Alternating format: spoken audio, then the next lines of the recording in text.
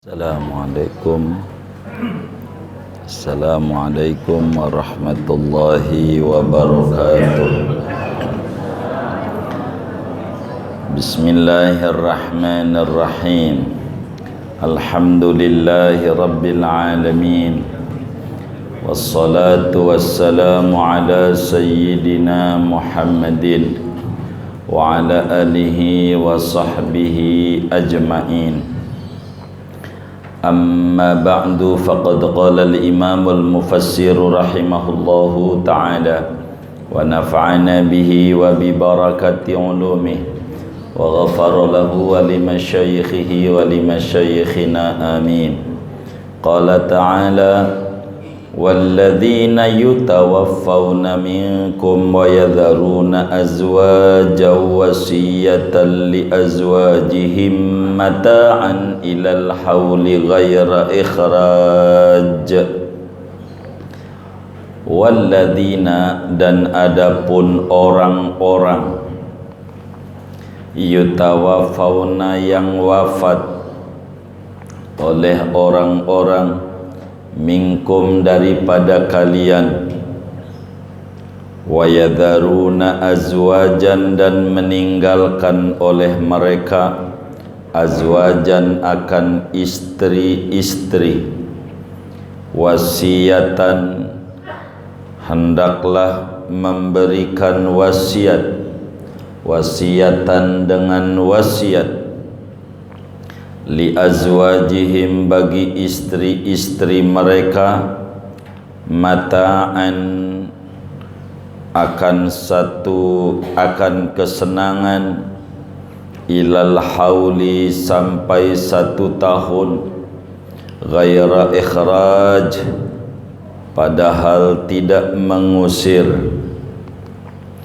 ay walladzina yaqrubuna minal wafati mir rijalikum, yakni adapun orang-orang yang hampir daripada wafat, min rijalikum, dari laki-laki kalian, wa yatrukuna azwajan, dan mereka meninggalkan akan istri, alaihim an yusu wasiyatan li zaujatihim fi amwalihim, atas mereka orang itu bahwa berwasiat mereka dengan 1 wasiat, li zaujatihim, bagi istri mereka, fi amwalihim, pada harta benda mereka, bisalasati asya'a, dengan 3 perkara. An-nafaqati, pertamanya nafaqah, wal kiswati, dan memberi pakaian, was-sukna, dan tempat tinggal, rumah, ila tamamil hauli, sampai sempurna 1 tahun.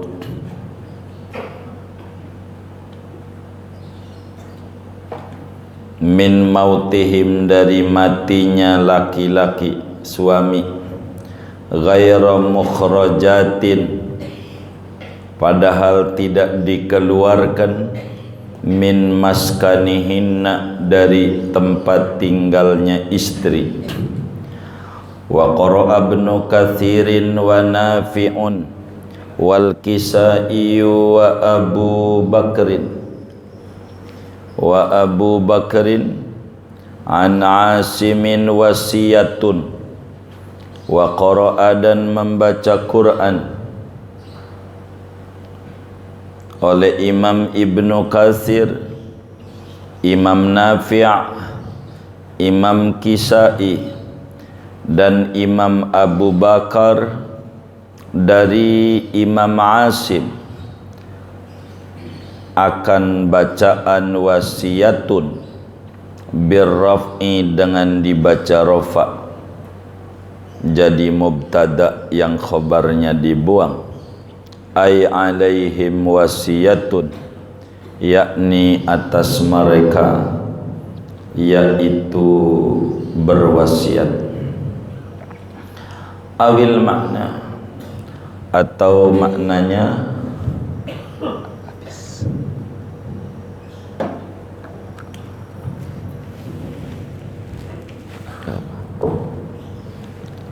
awil makna, atau maknanya, tafsirnya, walladzina yuqbaduna mir rijalikum, dan adapun orang-orang yang diambil nyawa daripada laki-laki kalian, wa yatrukuna azwajan, dan meninggalkan mereka akan istri-istri, ba'dal mauti, sesudah kematian, wasiyatun minallahi li azwajihim, atas mereka, yaitu wasiat dari Allah bagi suami mereka. Fasiyatun mubtada'un, maka adapun lafaz wasiat yaitu jadi mubtada. Wali azwajihim, dan lafaz li azwajihim khabarun, yaitu jadi khabar mubtada. Ai amruhu wa taklifuhu lahunna, yakni adapun perintah Allah dan taklif, tugas dari Allah, lahunna, bagi mereka istri-istri. Fa in kharajna, wallahu a'lam bishawab. Kepanjangan, segini aja. Bapak, Ibu, saudara-saudara sekalian yang mulia, kajian kita pada pagi ini masih tafsir surat Al-Baqarah ayat 240,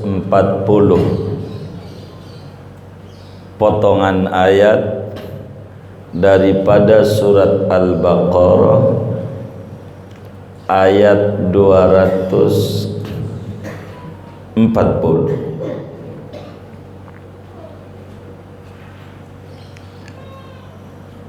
Allah Subhanahu wa ta'ala berfirman, walladzina yutawaffawna minkum wa yadharuna azwajan wasiyatan li azwajihim mata'an ilal hauli ghaira ikhraj fa in kharajna fala junaha alaikum fima fa'alna fi anfusihinna min ma'ruf wallahu azizun hakim. Ayat ini, saudara, masih berbicara tentang hukum-hukum pernikahan dan perceraian.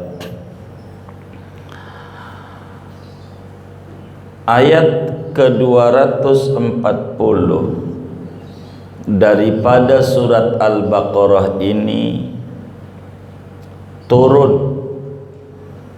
Kejadiannya ada satu peristiwa yang terjadi kepada seorang sahabat besar Rasulullah sallallahu alaihi wasallam dari Taif. Taif itu daerah paling dinginnya daerah di Arab Saudi. Puncak begitu, dataran tinggi, adem, dingin, tempat tumbuhnya kangkung, bayam, lobak, macam-macam. Itu Taif.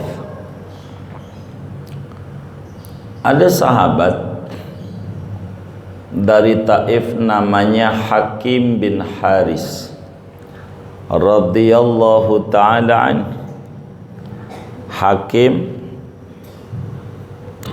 Hakim bin Haris radhiyallahu ta'ala anhu. beliau hijrah ke Madinah, hijrah dari Taif menuju Madinah, memboyong abahnya, ayahnya, juga ibunya, juga istrinya, dan anak-anaknya. Ada laki, ada perempuan. Satu laki, satu perempuan. Jadi dia berangkat orang 6 daripada Taif menuju Madinah Al-Munawwarah, ingin hidupnya berdekatan dengan Habibuna Muhammad sallallahu alaihi wasallam, ingin tidak jauh-jauh dengan sumber kebahagiaan, sumber pengetahuan, sumber kedekatan dengan Allah. Dia datang ke Madinah. Hakim bin Haris, istrinya, bapak ibunya, juga anak-anak. Sudahlah sampai di Madinah, tinggal di Madinah, tak jauh daripada tempat tinggalnya Habibuna Muhammad sallallahu alaihi wa alihi wasallam. Kemudian Hakim mati, telepon bunyi, mati dia, kayaknya mau ngabarin. Begitu, gara-gara Hakim mati. Mati apa meninggal? Hah? Oh, mati, iya. Begitu. Jadi Hakim ini meninggal dunia. Baik.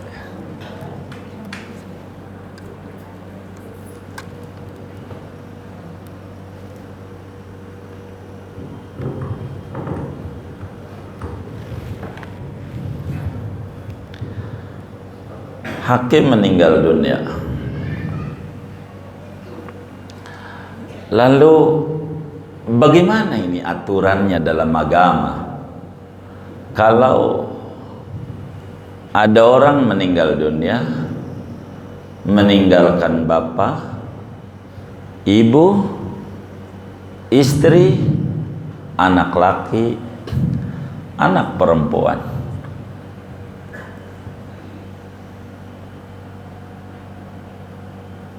diajukanlah persoalan kepada Nabi kita Muhammad sallallahu alaihi wasallam, bagaimana aturannya? Maka turun ayat surat Al-Baqarah ayat 240, walladzina yutawaffawna minkum wa yadharuna azwajan wasiyatan li azwajihim mata'an ilal hauli ghaira ikhraj.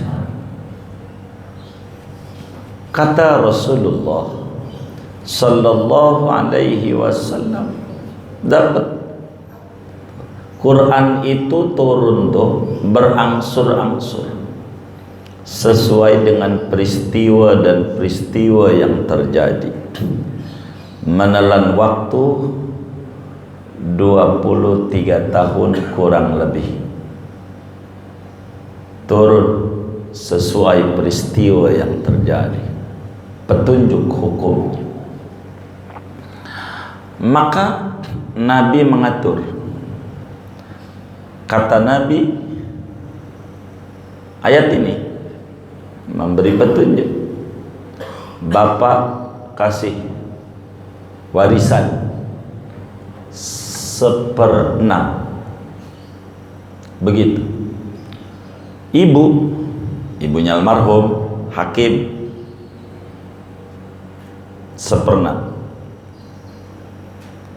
Anak asobah sisa, yang laki sama yang perempuan.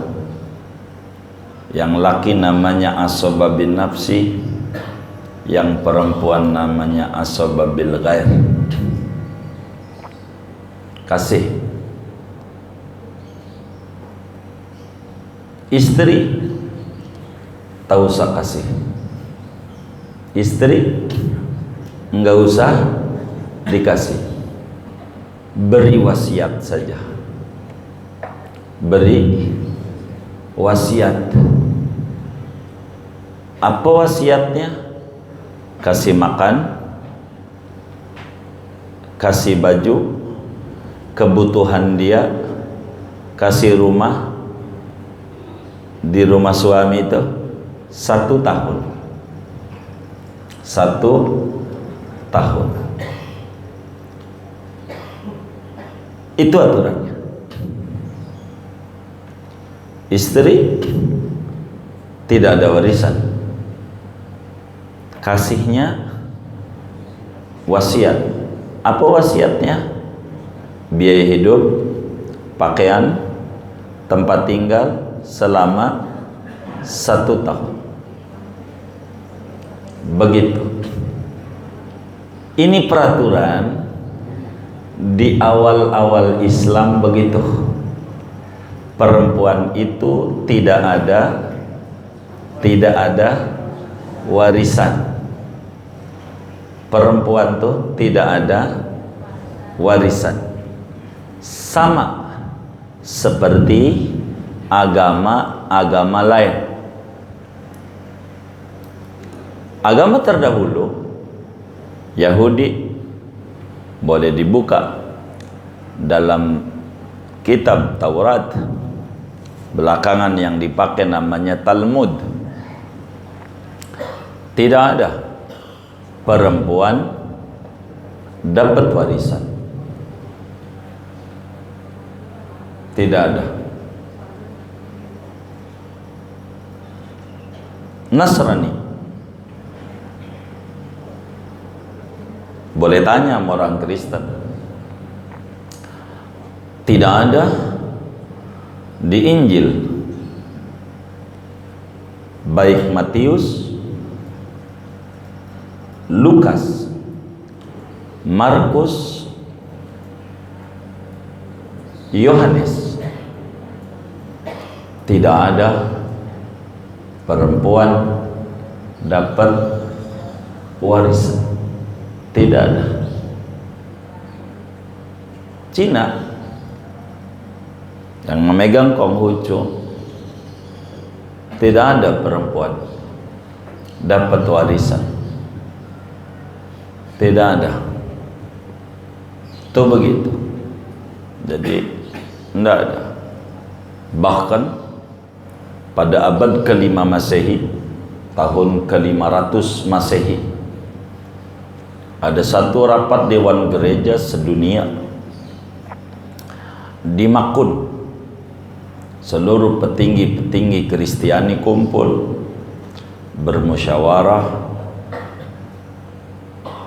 dengan tema 3, Bahsul Masail.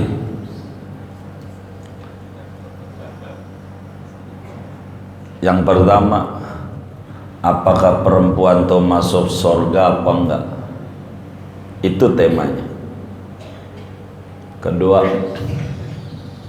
apakah perempuan itu berhak dimuliakan atau tidak? Ketiga, apakah berhak dapat warisan apa tidak? Kesimpulannya, perempuan tidak ada yang masuk surga kecuali Bunda Maria doang. Nggak masuk surga. Itu rapat Dewan Gereja. Tidak ada yang masuk surga kecuali Bunda Maria doang. Dan tidak berhak untuk dimuliakan dan tidak dapat warisan. Itu begitu. Bisa dilihat di dalam kitab Al-Mar'ah Bainal Fiqhi wal Qunun yang dituliskan oleh seorang ulama besar Mesir, Profesor Dr. Mustafa As-Sibai. Saya lupa halamannya, tapi di halaman 100-an lah. Itu bukan di awal-awal. Jadi dulu perempuan itu kalau wafat tidak dikasih warisan. Ayatnya ini,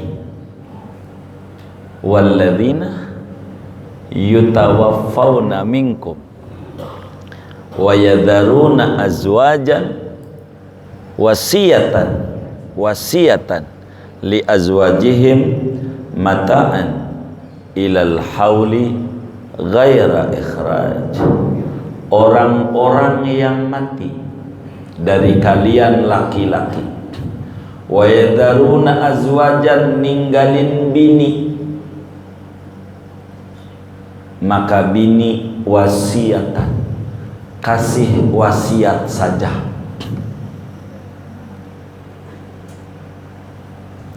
Li azwajihim, hak bini wasiat. Ayatnya, hak bini wasiat. Apaan wasiatnya? Mataan. Apa mataan? 3. Pakaian, biaya hidup, tempat tinggal. Itu maksud mataan. Berapa lama? Siapa yang ngasih ini? Keluarga almarhum, bapaknya, ibunya, anaknya, begitu. Ilal hauli, sampai setahun. Haul itu setahun. Ghairu ikhraj, jangan diusir. Tinggal di rumah itu setahun, kasih makan segalanya, kebutuhannya. Ini hukum, saudara, pada awal-awal Islam hadir. Begitu. Jadi kalau perempuan tuh wafat lakinya, hukumnya nih dari ayat ini nih, kita ambil. Kalau perempuan ditinggal mati oleh lakinya, tidak dapat warisan, dapatnya wasiat. 2, iddahnya 1 tahun. Iddahnya 1 tahun. Apa iddah?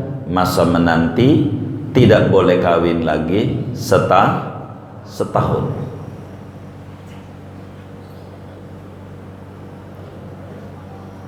Ini dari ayat kita yang bisa diambil. Ayat ini kemudian dimansukh, dinasakh, diamandemen hukumnya. Jadi amandemen ada, cuman amandemen hukum. Ini bacaan tidak diamandemen. Bacaan tetap dibaca. Dalam Al-Quran nggak boleh hilang. Kalau kita ngingkari ayat 240, kafir kita. Karena ini adalah bacaan Quran. Hukum tidak terpakai. Hukum tidak terpakai. Iddah. Ada ayat yang lain. Pada ayat surat Al-Baqarah 234, udah kelewat. Allah berfirman, hampir mirip bunyinya. Walladzina yutawaffawna minkum wa yadharuna azwaja yatarabbasna bi anfusihinna arba'ata ashhurin wa asyara. mereka suami yang wafat ninggalin istri, si istri menanti tak boleh nikah 4 bulan 10 hari. 4 bulan 10 hari. Di ayat ini berapa? 1 tahun. Berbeda. Maka yang 4 bulan 10 hari itu hukum yang ditetapkan.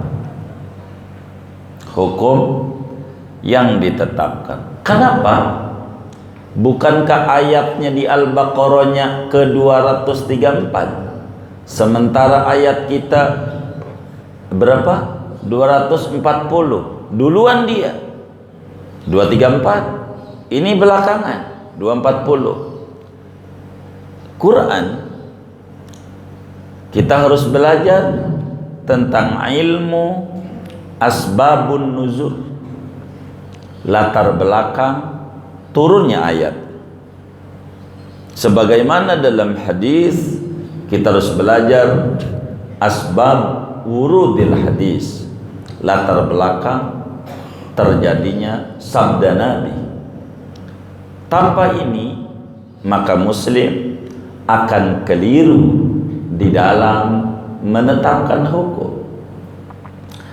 Karena itu kata Imam Jalaluddin As-Suyuti, seorang ulama besar Mesir yang wafat tahun 911 Hijriah. Jalalain salah satu kitabnya. Dari 600 karya yang beliau tulis, Jalalain, tafsir Al-Baqarah sampai Isra. Itulah Imam Suyuti. Kata beliau di dalam kitab Al-Itqan fi Ulumil Quran pada jilid 2, beliau bilang yahtajul mufassiru ila kitabillahi ta'ala ala arba'ata asyara fannan min fununil ilmi. Orang yang mau terjun dalam dunia tafsir Quran, termasuk tafsir hadis, dia butuh perangkat ilmu yang harus dikuasai 14 disiplin ilmu. Salah satunya ilmu asbabun nuzul dalam tafsir, supaya kita tahu untuk nasikh dan mansukh, mana yang teramandemen, mana yang tidak. Tanpa itu kita akan kesulitan menetapkan hukum. Begitu. Ibarat ngaji kitab, harus ngaji semacam al-i'tibar. Kalau hadis, karya Imam Al-Hazimi, al-i'tibar fi nasikh wal mansukh min al-khabar. Atau kalau Quran, asbabun nuzul, karya Imam Al-Wahidi, dan lain-lain. Kenapa? Supaya kita tidak salah. Quran loh, begitu. Jangan apa kita kata begitu. Quran loh yang ngomong. Jadi harus tahu. Walaupun surat Al-Baqarah ayat 234 duluan tulisannya dalam Al-Quran, penulisannya,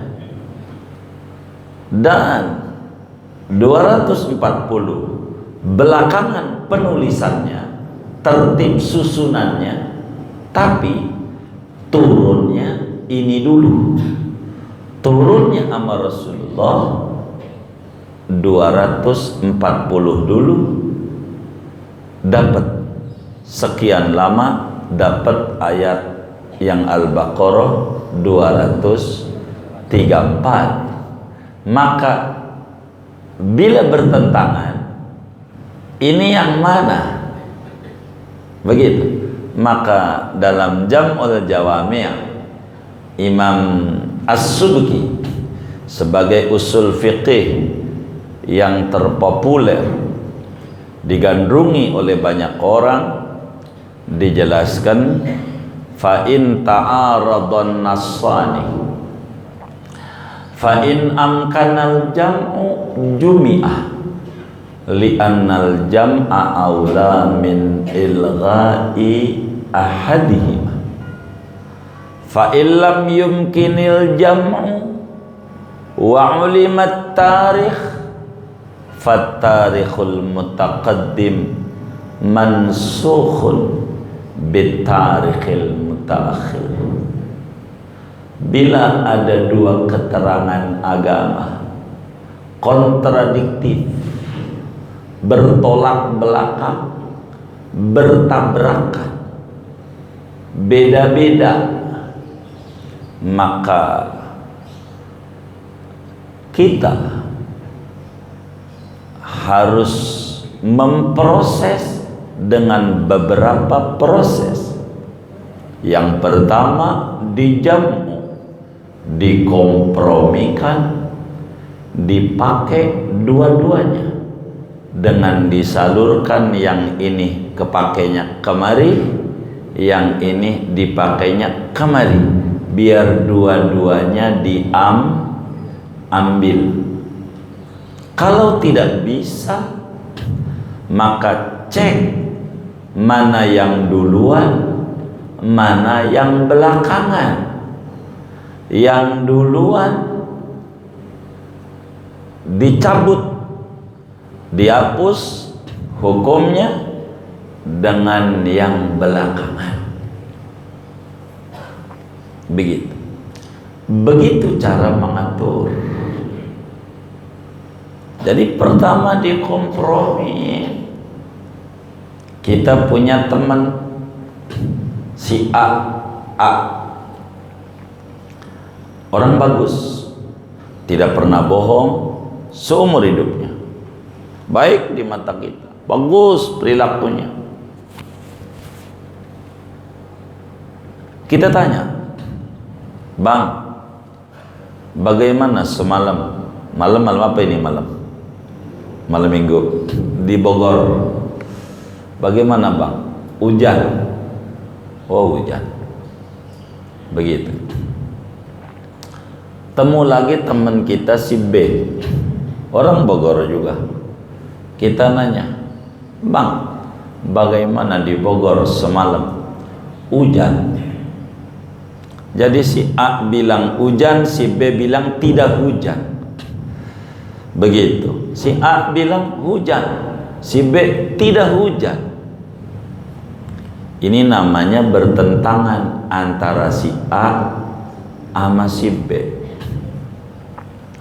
Dua-duanya orang benar, orang baik di mata kita, enggak pernah bohong. Kalau kita benerin si A di Bogor hujan, kita ambil ini, maka sama dengan kita menuduh si B berbohong.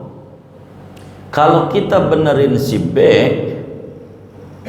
maka kita sama dengan menuduh si A bohong. Padahal dua-duanya terkenal adil dalam agama, tidak pernah mengerjakan dosa. Bagaimana diprosesnya? Dikompromiin. Caranya tanya, Bang, biar saya bisa nyimpulin, ente hujan tuh di Bogor kapan? Maghrib. Begitu kata si A. Si B, Bang, itu di Bogor nggak hujan tuh kapan? Jam 12 malam. Maka dua-duanya kita ambil. Emang dua-duanya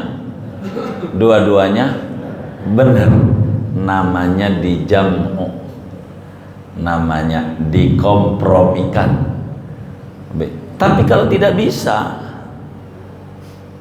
dikompromikan, contoh dihukum langsung. Ayat yang satu bilang iddahnya kalau ditinggal mati oleh laki 4 bulan 10 hari. Yang satunya lagi iddahnya 1 tahun. Ini sulit dikompromikan bagaimana? Maka namanya dinasah. Ayatnya udah kelewat. Di juz 1, ma nansakh min ayatin aw nunsiha na'ti bi khairim minha aw mithliha. Apapun yang kami amandemen, kata Allah, ma nansakh min ayatin, ayat manapun, na'ti bi khairim minha, kami datangkan dengan hukum yang lebih baik dari yang teramandemen, au misliha, atau minimal sama. Setahun perempuan kagak boleh nikah, endekem aja di rumah. Ya Allah, gatal kakinya. Mana pengen jalan-jalan di Kali Baru, kan kalinya udah ada jalanan sekarang. Udah ada jalanan belum? Pengen selfie lagi. Begitu. Setahun. Berat. Kagak boleh kemana, kagak boleh kemana, kawin gak boleh gitu, nikah. Maka ama Islam kelamaan 4 bulan 10 hari. Tapi ayat itu 234. Ini ayat 240. Berarti belakangan ini. Itulah kita harus pahami asbabun nuzul. Turunnya mana dulu? Kalau ngomong turun, justru Iqra masih lama lagi kita ngaji Iqra nih, nafsiri Iqra masih lama. Enggak tahu apakah kitab dulu yang khatam, kita belakangan, atau kita dulu yang khatam, kitab belum khatam. Iqra, alhamdulillah, dari 114 surat kita baru 2 surat. Tinggal apa masih? Masih bahasanya. Masih 112 lebih karena ini belum kelar juga ini. Kan begitu. Tuh begitu.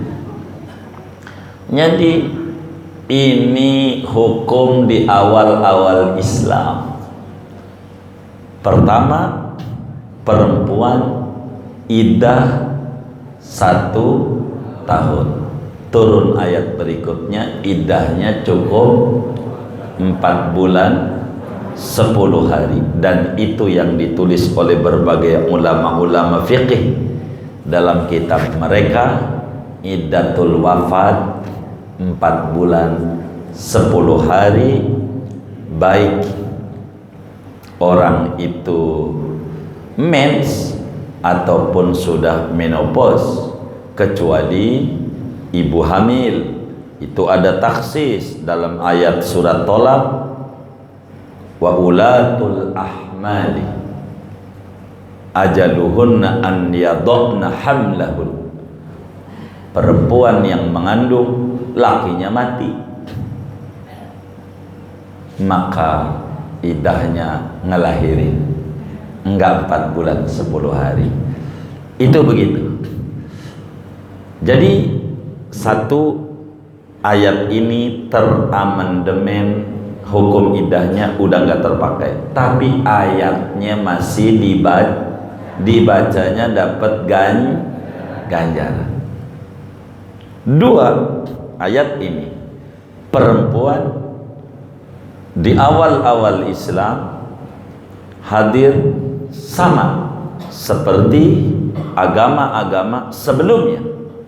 Perempuan tidak ada warisan, cuman bedanya dikasih wasiat, tinggal kebutuhan tempat tinggal, kebutuhan makanan segala pakaian, sandang pangan papan 1 tahun. Nanti di amandemen hukum ini dengan di depan surat An-Nisa, perempuan dapat warisan berapa? 1/4 atau 1/8 si istri. Nanti di depan ada istri dapat warisan bisa 1/8, bisa 1/4, tergantung kasusnya. Cuman 2 doang warisannya. Gampang istri itu dapat berapa? Kalau tidak 1/4, 1/8. Kalau tidak 25%, 12,5%. Begitu istri. Bila suaminya dapat punya anak, bila suaminya punya anak, kita istri, suami kita punya anak tuh bisa saja anak kita juga, bisa juga bukan anak kita. Orang belakangan menyebutnya rada halus, anak sambung. Udah bahasa orang dulu aja, anak tiri. Anak tiri bagi kita, tapi bagi suami anak kandung. Bila suaminya punya anak, apakah anak itu anak kita juga? Bagi kita anak tiri, ataukah bukan anak tiri, anak kita juga? Maka kita sebagai istri bila suami punya anak, warisannya 12,5%. 12,5%. Kalau duitnya 100 juta, istri yang suaminya punya anak dapat 12,5 juta. Gitu. Gampang. Bila suaminya enggak punya anak, enggak punya, walaupun kita istri punya anak, bisa aja nih kan bujangan nikah sama janda, kan bisa. Gitu. Atau sama kita juga nggak punya anak juga. Artinya suami yang wafat nggak punya anak sama sekali, nggak punya anak, maka dapat 25% si istri. Begitu. Kalau lakinya ninggalin harta nggak banyak, 4 hektar, maka si istri dapat 1 hektar. Begitu di Kebon Jeruk Arjuna Selatan utara ya, selatan. Sehektar. Begitu. Kalau ya, contoh jangan yang kecil-kecil, contoh kan bohong itu contoh. Yang gede aja, karena enak nyontoh. Begitu. Jadi Islam memberikan perempuan warisan. Agama kita doang. Agama lain enggak ada. Enggak ada. Boleh tanya sama saudara kita Nasrani, tanya mereka. Ada warisan enggak dalam agama Anda? Tanya. Sama teman kita, tetangga kita. Pastilah dijawab, tidak ada. Tidak ada. Begitu, tidak ada. Kalau dibilang ada, di ayat berapa, pasal berapa, kitab suci Anda. Beneran. Begitu. Ini namanya perbandingan agama. Perbandingan agama. Begitu. Kami ini dari dulu demen ilmu perbandingan. Perbandingan agama termasuk perbandingan madhab, aliran dalam agama, baik dalam sisi teologi maupun sisi hukumnya.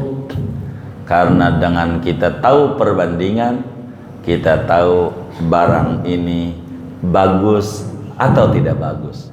Seringkali bisa ditemukan lewat cara membandingkan. Iklan di TV begitu, walaupun enggak sebut merek. Kain pel, super pel kayak begitu tuh, deterjen, yang ini didorong, nggak bagus kata, gitu. Kosong gambar, yang ini nih, gitu. Itu namanya mendidik perbandingan dia, biar barangnya dibeli. Kalau dia kan begitu iklan, itu normal itu.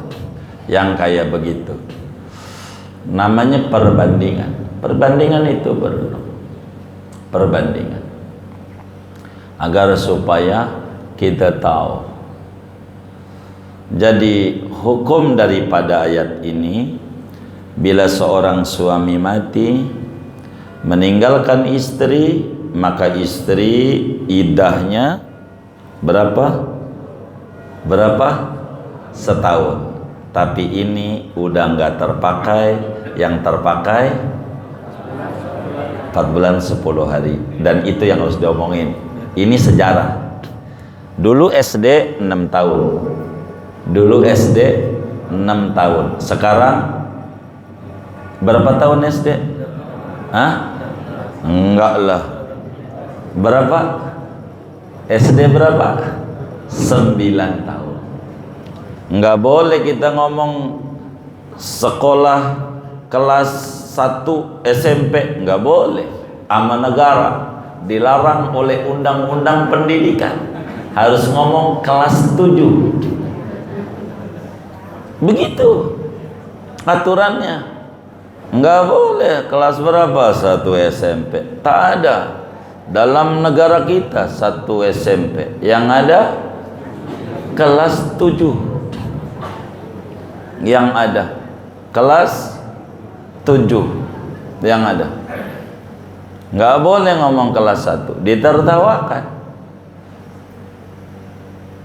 oleh negara. Karena udah nggak ada namanya kelas 1 SMP, yang ada kelas 7. Begitu. Itu namanya hukum. Gitu, hukum. Itu kayak begitu. Namanya hukum. Ini diatur dalam aturan. Maka yang dimenangkan SD 6 tahun apa SD 9 tahun? Kenapa 9 tahun? Sebab peraturannya belakangan. Yang belakanganlah yang harus dipakai. Kurikulum Merdeka sekarang tuh tahu tuh, orang bergerak dalam pendidikan, itulah yang dipakai. Begitu. Kurikulum 2013 Kurtilas udah kagak ada. Itu namanya aturan di amandemen yang kayak begitu. Di amandemen diatur begitu. Presiden 2 periode, dibuat undang-undangnya 3 periode. Bisa. Ya kalau undang-undangnya begitu. Siapa yang buat undang-undang? DPR. Kalau DPR-nya bilang udah 10 periode, nggak apa-apa. Suka-suka DPR. Begitu. Kan begitu. Artinya itu musyawarah perwakilan rakyat dalam membuat undang-undang, maka disebut DPR. Begitu. Jangan dualah. Sunat ganjil, kan ganjil sunat gitu. Jangan dua belum ganjil. Atu lagi, kan ganjil itu sunat. Kata orang yang ceramah itu begitu. Salam 2 kali, sunat ganjil, jadi 3 kali dia salam. Saya juga kan 3 kali juga gitu. Kan nyontoh yang ceramah. Setuju? Oh setuju, alhamdulillah. Itu kita saudara. Jadi ini hukum amandemen, hukum namanya. Yang kedua, perempuan tidak dapat warisan, hanya dapat wasiat. Di amandemen, perempuan istri dapat warisan, bisa 1/4, bisa 1/8. Bila istrinya banyak, ada 2, 3, ya udah 1/8 bagi rame-rame. Berapa dia? Begitu. 1/2 bagi 1/2, iya 1/2 kalau 1/2, 1/4 bagi rame-rame. Begitu. Kalau dia banyak. Tapi waktu mati ya tinggal satu, ya berarti istrinya dia itu. Yang mati jangan dihitung-hitung, kan gitu. Kan udah mati duluan. Tuh begitu. Ini aturannya. Kata Syekh Nawawi, walladzina yaqrubuna minal wafati min rijalikum, seorang suami yang wafat, yang mendekati wafat, ninggalin istri, kudu wasiat terkait hartanya untuk istri 3 perkara: nafkah, pakaian, tempat tinggal, setahun jangan diusir. Begitu. Tuh begitu. Di awal Islam. Cuman inilah wasiat ini dibacanya bagaimana? Wasiatan apa wasiatun? Kan gundul aslinya. Kalau Quran kita kan udah ada barisannya, ya kan? Gundul. Ni wasiatan li azwajihim apa wasiatun? Ahli qiraat diajarkan oleh Nabi beda-beda. Ada yang dapat pengajaran dari Nabi bacanya wasiatan. Ada yang dapat pengajaran dari Nabi wasiatun. Siapa yang baca wasiatan? Imam Abu Amr Ad-Dani itu baca wasiatan. Siapa lagi ya? Imam Asim hafaz. Itu kita orang Qur'annya. Hafaz dari Asim wasiatan. Jadi Asim muridnya banyak. Kalau hafaz wasiatan. Kalau Abu Bakar wasiatun. Asim sendiri ada 2 riwayat. Riwayat hafaz wasiatan, riwayat Abu Bakar wasiatun. Ini dibaca. Ini yang bakal nyoroti tukang nahu sebagai modal untuk mentafsiri Quran. Dibaca begini bagaimana konsekuensi hukumnya, dibaca begini bagaimana, begitu. Maka Quran butuh juga, bukan asbabun nuzul, butuh ilmu nahwu. Kata Imam Amriti, fannahu aula awalan an yu'lama idzil kalamu dunahu lan yufhama. Ilmu nahwu adalah ilmu pertama kali dipelajari, karena kalam Allah enggak bakalan bisa dimengerti tanpa ilmu nahwu. Nahwu bukan nahwu. Sebab ada teman saya di Bintaro, jarang ke masjid, jarang ke musola, apalagi ngaji, pada pinter-pinter nahwu. Begitu. Iya, karena modalnya kacang kedelai. Hah? Ini ilmu nahwu begitu. Iya, bukan nahwu nempe, bukan. Itu mah nahwunya nempe. Gua juga bisa nahwu. Iya, itu mau kacang kedelai, nempe juga. Gitu. Kalau dibaca wasiatan berarti jadi maf'ul mutlak daripada fi'il amr yang dibuang, fal yusu wasiatan. Kalau dibaca wasiatun berarti alaihim wasiatun. Begitu. Yutawafauna ada 2 maknanya kata Syekh Nawawi. Ini kan kajian vocabulary namanya, ilmu lughat. Bahasa itu harus dipahami. Gitu. Salah memahami bahasa bahaya. Quran juga begitu. Jadi butuh ilmu banyak, ilmu bahasa. Kalau salah memahami bahasa, repot. Bahasanya sama. Kalau nahwu antara penjahat sama penjahit Itu beda kasrah sama fathah haknya, tapi artinya beda. Salah baca repot. Begitu. Karena itu hak doang tuh. Baris cuma satu.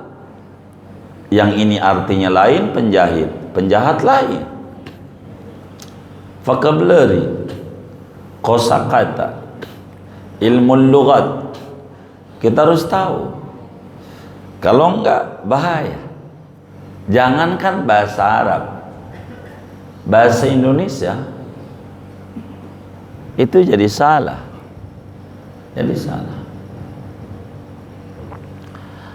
Saudara yang ngaji nih tahu kodok nggak? Yang ngaji tahu kodok? Atau baik, saya mau bertanya, pernah nggak bapak-bapak nih melihat kodok loncat? Pernah nggak? Pernah. Saya sih nggak pernah. Timbang lihat kodok aja loncat, mau ngapain? Gitu, kagak ada kerjaan. Lihat kodok loncat, mau ngapa?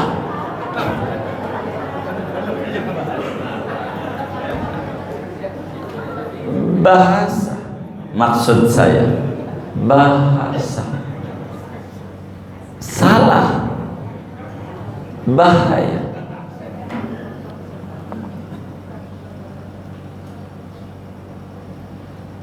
Ada kiai bilang begini, apa hukum merokok? Ditanya itu kiai sama muridnya. Tuh kiai menjawab, muridku, biar orang itu hafal Quran 30 juz, suaranya bagus. Kalau masih ngerokok haram jadi imam.